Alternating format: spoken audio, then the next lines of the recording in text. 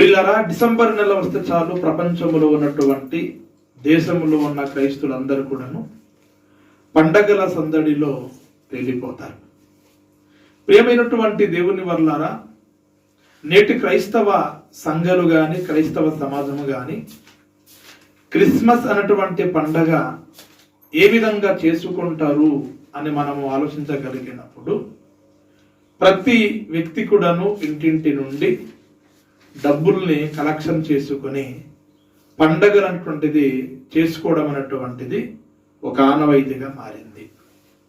లేదా సంవత్సరం అంతా వస్తున్నటువంటి కానుకలంతా కూడాను ఒక చోట పోగు చేసి సమకూర్చి సంవత్సరం అంతా వచ్చినటువంటి ఆ రాబడితో ప్రియులారా, ఈరోజు క్రైస్తవులు క్రిస్మస్ పండగలు అనేటువంటివి చేయడం అనేటువంటిది ప్రియులారా జరుగుతూ ఉంది.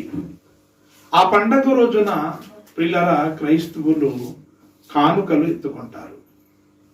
చాలా ఉన్నతంగా చాలా గ్రాండ్గా జరిపించుకుంటున్నటువంటి క్రైస్తవులు ప్రియులారా ఆ రోజు కానుకలు కూడా ఎత్తుకుంటారు. కానుకలు ఎత్తే సమయానికి వచ్చినప్పుడు చాలా మంది క్రైస్తవులు జేబులు తడుముకుంటూ ఉంటారు. ఎందుకు అంటే కానుకలు ఇవ్వడానికి వాళ్ళ చేతికి ఉండదు కనుక. ఒకవేళ ఉన్న కానుకలు ఇవ్వడానికి ఇష్టపడరు. ఉన్న డబ్బులంతా దేనికోసం ఖర్చు పెట్టారు అంటే డెకరేషన్ కోసము, తిండి కోసము, వారు వేసుకోవడానికి బట్టల కోసము, వారి ఇంటికి సున్నల కోసము ప్రియులారా డబ్బులు ఖర్చు పెట్టి ఆ పండగ రోజు కానుకలు ఎత్తే సమయానికి చాలా మంది ప్రియులారా కానుకలు ఇవ్వలేక టేబుల్ తడుముకుంటూ ఉంటారు. అంతేకాకుండా ప్రియులారా ఒకవేళ వేసిన ప్రియులారా పిల్లల్ని పైసలు పట్టించేస్తారు. పెద్దలు ఒక 10 రూపాయలు కానుకలు పండగ రోజున వేస్తారు. మనము తినే తిండికి డబ్బులు ఎక్కువ ఖర్చు పెడుతున్నాం. మనం వేసుకునే బట్టలకి డబ్బులు ఎక్కువ ఖర్చు పెడుతున్నాం. మన ఇంటికి సున్నల కోసం గోడలకు సున్నం కొట్టడానికి డబ్బులు ఎక్కువ ఖర్చు పెడుతున్నాం. మన ఇంటికి డెకరేషన్, అదేవిధంగా మందిరానికి డెకరేషన్కి వేల రూపాయలు లక్షలు ఖర్చు పెడుతున్నాము. కానీ దేవునికి కానుకలు ఇచ్చే విషయంలో మాత్రము చాలా తక్కువగా వేస్తున్నాము. దేవునికి కానుకలు ఇచ్చే సమయానికి వచ్చేసరికి మాత్రము పిల్లల కానుకలు వేయడానికి చేతులు మనము చాపలేకపోతున్నాం. గనుక పండగల వలన దేవునికి దండగా, పండగల వలన మనకు సంతోషం, మనకు ఆనందము, కానీ దేవునికి మాత్రము దండగని చెప్పక తప్పదు. ఎందుకంటే పండగ పేరు చెప్పుకొని అన్ని కూడాను నీవు అనుభవిస్తున్నావు, దేవునికి మాత్రము ఏమి కూడా ఇవ్వలేని పరిస్థితుల్లో ఉన్నావు. కనుక అది పండగని చెప్పవచ్చా? ఆ పండగ ద్వారా దేవుడు సంతోషిస్తాడా, ఆనందిస్తాడా? ఆలోచించండి ప్రియులారా. ప్రియమైనటువంటి దేవుని వల్లారా, బైబిల్లో మనము చూడగలిగినప్పుడు మత్తయి సువార్త 2వ అధ్యాయము 10-11 వచనాలు చదవండి ప్రియులారా. వారు ఆ నక్షత్రమును చూసి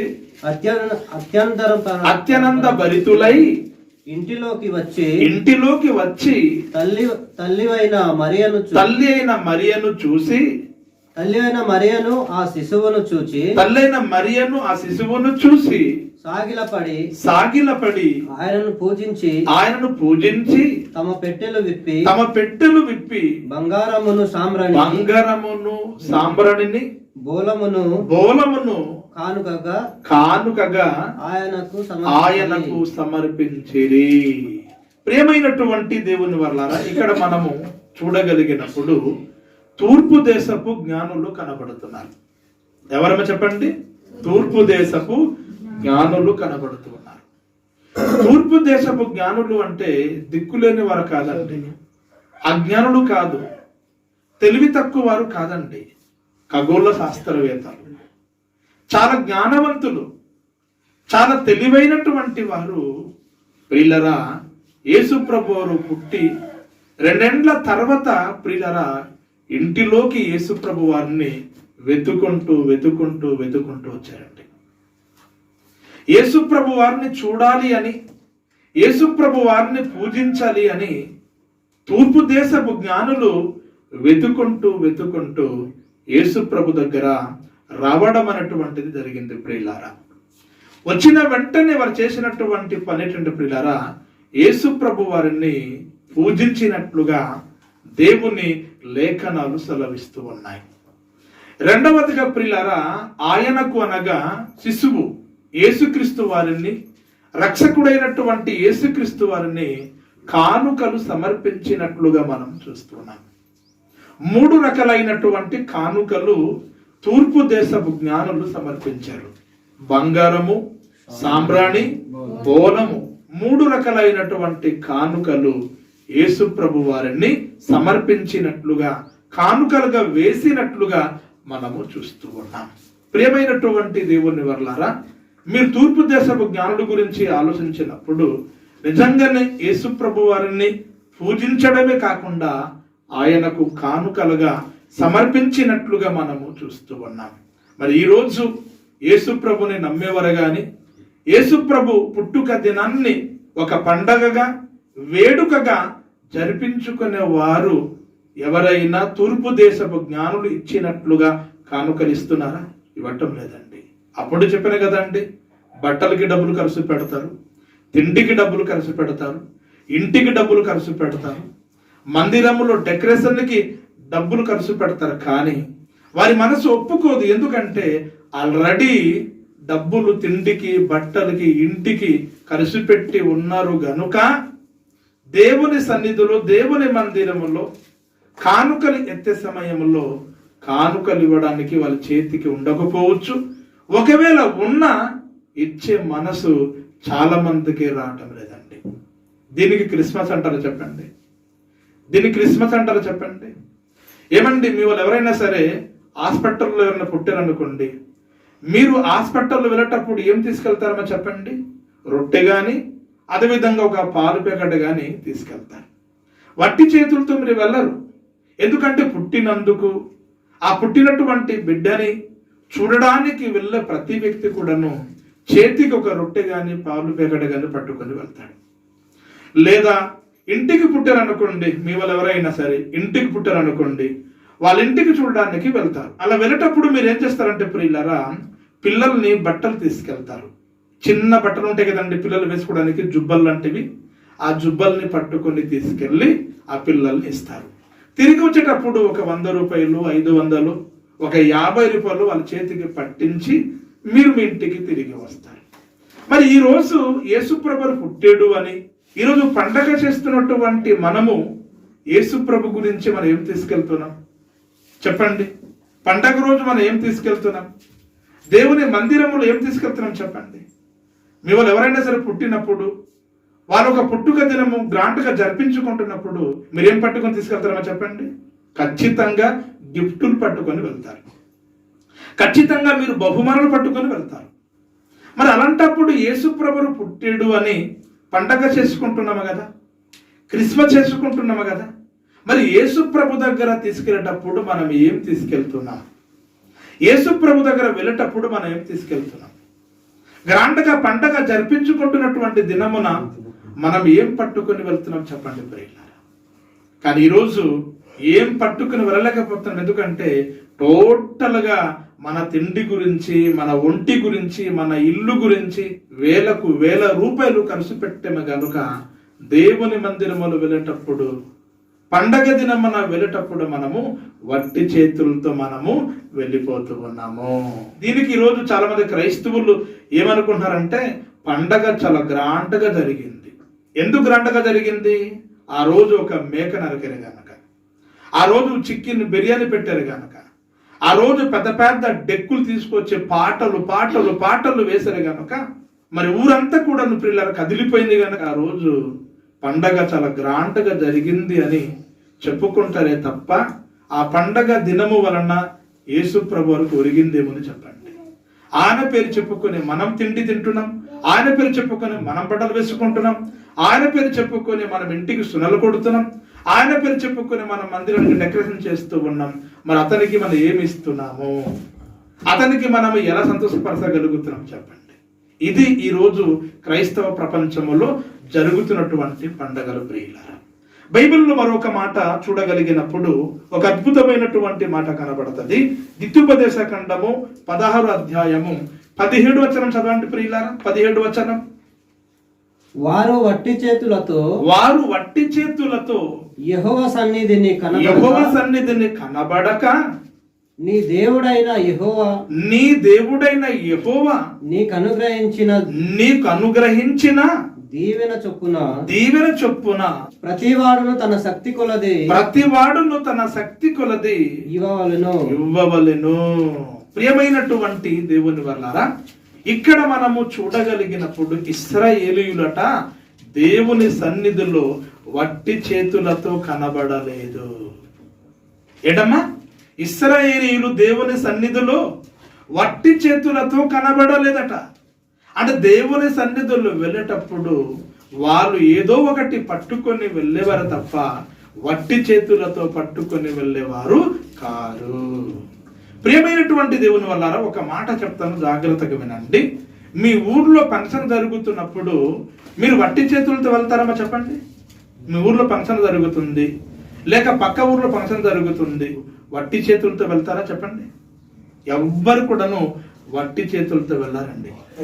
ఏం లేకపోతే ఆ ఫంక్షన్కి వెళ్ళడమైనా మానేస్తారేమో, కానీ వెళ్ళేవారు మాత్రం ఎవరు కూడాను వట్టి చేతులతో వెళ్ళారండి. ఏ విధంగా వెళ్తారంటే, ఒక బిందె పట్టుకొని వెళ్తారు, ఒక 5 కేజీలు బియ్యం పట్టుకొని వెళ్తారు, ఒక అరటి గెల్ల పట్టుకొని వెళ్తారు, ఒక కంచు బిందె పట్టుకొని వెళ్తారు, మరికొంతమంది అయితే మేక పట్టుకొని వెళ్తారు, మరికొంతమంది ఆవు పట్టుకొని వెళ్తారు, మరికొంతమంది గొర్రె పట్టుకొని వెళ్తారు. పిల్లరా, వెళ్ళిన ప్రతి వ్యక్తి కూడాను అక్కడ చదివిస్తారు. 100 రూపాయలని, 500 1000 రూపాయలని, కొంతమంది ప్రెస్టేజ్గా 2-3 వేలు కూడాను అక్కడ చదివిస్తారు ప్రియులారా. కనుక ఫంక్షన్కి వెళ్ళే వ్యక్తి ఎవరు కూడాను వట్టి చేతులతో వెళ్ళరు, ఏదో పట్టుకొని వెళ్తారు తప్ప ఎవరు కూడా వట్టి చేతులతో వెళ్ళరు. మీరు ఏదైనా ఒక ఊరికి చుట్టాలకి వెళ్తున్నారు అనుకోండి, చుట్టాలకి వెళ్ళేటప్పుడు కూడా మీరు ఖచ్చితంగా పట్టుకొని వెళ్తారండి, ఏదో ఒకటి పట్టుకొని వెళ్తారండి, వట్టి చేతులతో వెళ్ళరు. ఎందుకు? చుట్టాలకి వెళ్ళే వ్యక్తికి ఒక సంస్కారం ఉంది, అదేంటంటే ప్రియులారా, ఏదో ఒకటి పట్టుకొని వెళ్ళాలి. ఇది మనకు అర్థమైనప్పుడు దేవుని సన్నిధిలో వచ్చేటప్పుడు కూడా మనము వట్టి చేతులతో మనము రాకూడదటండి. ఇశ్రాయేలీయులు ఎవరు కూడాను దేవుని సన్నిధిలో వెళ్ళేటప్పుడు ఎవరు కూడాను వట్టి చేతులతో వెళ్ళలేదటండి. దేవుడు అంటున్నాడు ఏమంటే ప్రియులారా, మీ శక్తి కొలది మీరు దేవునికి ఇవ్వండి, దేవుని సన్నిధిలో మీరు కానుకలుగా సమర్పించండి. మీ శక్తి కొలది, మీ శక్తి కొలది, మీ శక్తి కొలది. ఎప్పుడో బాగుపడితే కాదు, ఎప్పుడో అభివృద్ధి పొందితే కాదు, ఎప్పుడో ఉన్నతంగా డెవలప్ అవుతే కాదు, ప్రజెంట్ నీకున్న శక్తి కొలది, నీకున్నటువంటి శక్తి సామర్థ్యాన్ని బట్టి నీకున్న శక్తి కొలది దేవుని మందిరములో కానుకలు తీసుకెళ్ళి ఇవ్వాలటండి. తూర్పు దేశ జ్ఞానుల గురించి ఆలోచించారా? యేసు ప్రభుని వెతుకుంటూ వెళ్తూ ఉన్నారు. వెళ్ళేటప్పుడు ప్రియులారా కానుకలు పట్టుకొని వెళ్తున్నారు, వట్టి చేతులతో వెళ్ళటం లేదండి. వెళ్ళినటువంటి తూర్పు దేశపు జ్ఞానులు ప్రియులారా బంగారము, సాంబ్రాణి, బోలము 3 రకాలైనటువంటి కానుకలు సమర్పించారండి. ఇలా చేయకుండా ఈరోజు మనము పిండి వంటలు వండుకొని, చికెన్ బిర్యానీలు వండుకొని, మంచి మంచి కొత్త బట్టలు ధరించుకొని మనం పిల్లలు ఆ రోజు ఎంత పండగలు చేసినా, ఆ రోజు ఎంత ఉన్నతంగా ఆనందించినా దేవునికి ఒరిగేది లేదు ప్రియులారా. ఎందుకంటే ఆయన పేరు చెప్పుకొని, ఆయన జన్మదినాన్ని అడ్డం పెట్టుకొని ఈరోజు నీవు పిల్లరా చక్కగా వండుకొని తింటున్నావు, కొత్త కొత్త బట్టలు వేసుకుంటున్నావు ప్రియులారా, నీ ఇల్లంతా కూడా శుభ్రపరుస్తూ ఉన్నాం ప్రియులారా, మాసిపోయినటువంటి ఇంటి గోడల్ని సున్నం కొడుతూ ఉన్నాం, డెకరేషన్ చేస్తూ ఉన్నాం, నలుగురిని పిలిపించుకొని ఆ రోజు పండగ చేసుకుంటున్నారు. కానీ ప్రియులారా దాని వలన దేవునికి ఏం ప్రయోజనం చెప్పండి? దాని వలన దేవుడు సంతోషిస్తాడు అనుకుంటున్నారా? దేవుడు ఎప్పుడు సంతోషిస్తాడు తెలుసండి? దేవుని చిత్తం నెరవేర్చినప్పుడు, దేవుని కోసం బ్రతికినప్పుడు, దేవుని పని చేసినప్పుడు, ఆయన కొరకు మనం జీవించినప్పుడు దేవుడు సంతోషిస్తాడు తప్ప పిండి వంటలతో, బట్టలతో దేవుడు ఎప్పుడు కూడాను సంతోషించాడు అని మనము తెలుసుకోవాలి ప్రియులారా.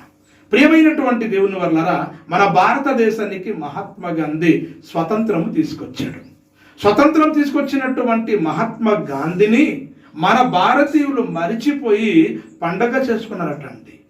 పండగ సందడిలో తేలిపోయినటువంటి మన భారతీయులు స్వతంత్రం తీసుకొచ్చినటువంటి మహాత్మా గాంధీని మరిచిపోయారటండి.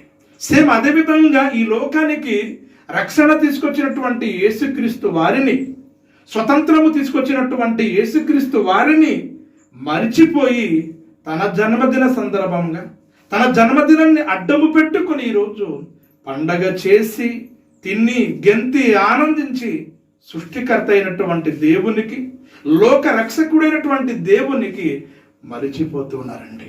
నిజంగానే రక్షణ కల్పించినటువంటి యేసుక్రీస్తు వారిని మన పాపము నుండి, మన దోషము నుండి, మన శాపము నుండి విడిపించి రక్షించినటువంటి యేసుక్రీస్తు ఎడల మనం ఎంత కృతజ్ఞత కలిగి బ్రతకాలి తెలుసా?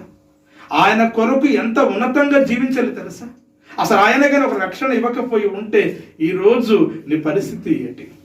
నీ కుటుంబ పరిస్థితి ఏంటి? నీవేమైపోవలసింది, నరకానికి వెళ్ళిపోవలసింది. కానీ దేవుడు తన ఒక మహాకృపని బట్టి నిన్ను ప్రేమించి తన్ను తాను తగ్గించుకొని పరలోకం విడిచిపెట్టి ఈ లోకానికి రక్షకుడుగా వచ్చి నన్ను రక్షించడానికి యేసుక్రీస్తు వారు ఈ లోకానికి వచ్చాడు. అది మరిచిపోయి ఈరోజు మనము పండగలు చేసుకొని పిల్లరా పప్పములు అని, బట్టలు అని, డెకరేషన్లు అని పిల్లరా మనకు నచ్చినట్లుగా మనం పండగ చేసుకుంటున్నాం. గనుక ఆయనకు కృతజ్ఞత కలిగి బ్రతకాలి, ఆయనకు రుణపడి బ్రతకాలి, ఆయన రక్షణ మార్గములు మనం నడవాలి, ఆయన మరణ సమాధి పునరుద్ధరణమును సమాజానికి ప్రకటించాలి.